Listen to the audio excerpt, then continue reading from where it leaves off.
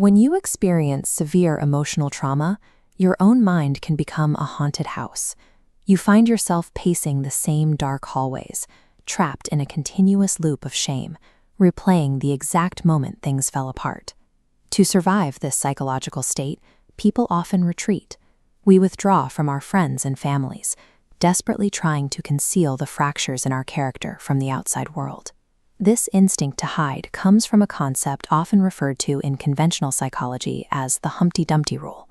The rule assumes that, much like an egg dropped from a great height, human beings who suffer catastrophic emotional damage are irreparably ruined. It suggests that all the king's horses and all the king's shrinks can't ever truly put you back together again.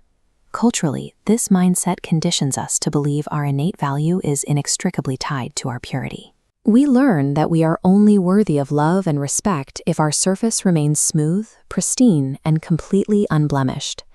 But we have to ask whether the energy spent aggressively covering up our emotional damage is the exact mechanism keeping us stuck in the past. True psychological escape might actually require the opposite approach. Instead of concealing our shattered pieces in the dark, we have to drag them directly into the light. To see what illuminating our damage looks like in practice, we have to look to late 15th century Japan. According to historical accounts, the shogun Ashikaga Yoshimasa shattered his favorite Chinese tea bowl. When he sent it away for repairs, it was returned to him stitched together with thick, ugly metal staples. He hated it.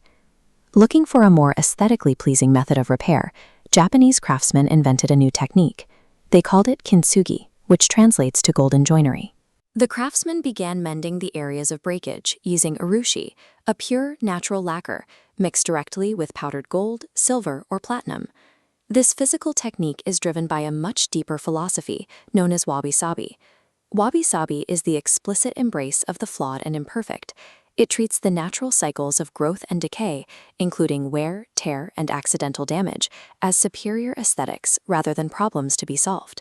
By applying this philosophy, kintsugi treats breakage as a crucial part of an object's history.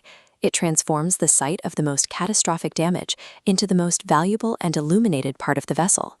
If we map this physical repair process onto modern clinical psychology, we find a direct framework for human emotional health.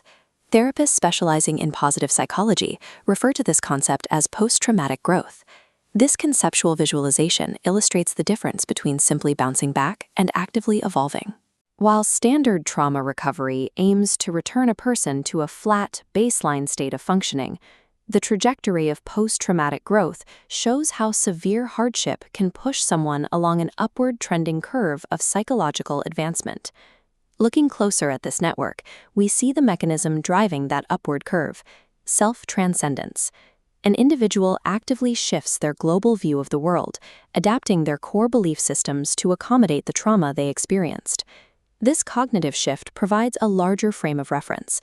It allows a person to comprehend their suffering without allowing cynicism, despair, or negativity to become the defining feature of their identity. Through this lens, emotional scars are no longer evidence of ruin. They are concrete, visible proof of survival and adaptation. Applying the principles of kintsugi to the mind means taking your emotional pain and actively converting it into the structural foundation for your ongoing psychological strength.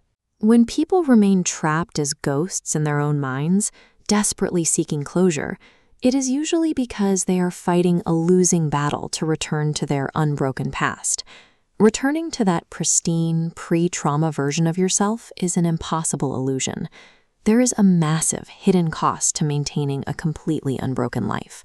To avoid all damage, you must inherently avoid all vulnerability, abstain from deep connection, and hide from any real adventure. Deep suffering and the emotional fractures that come with it are mandatory, inevitable requirements for living a fully realized human life.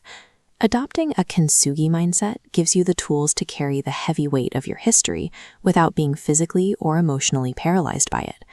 To truly lay the ghost to rest, you have to stop hiding your shattered pieces in the shadows. You have to step out of the haunted house as a scarred, resilient masterpiece.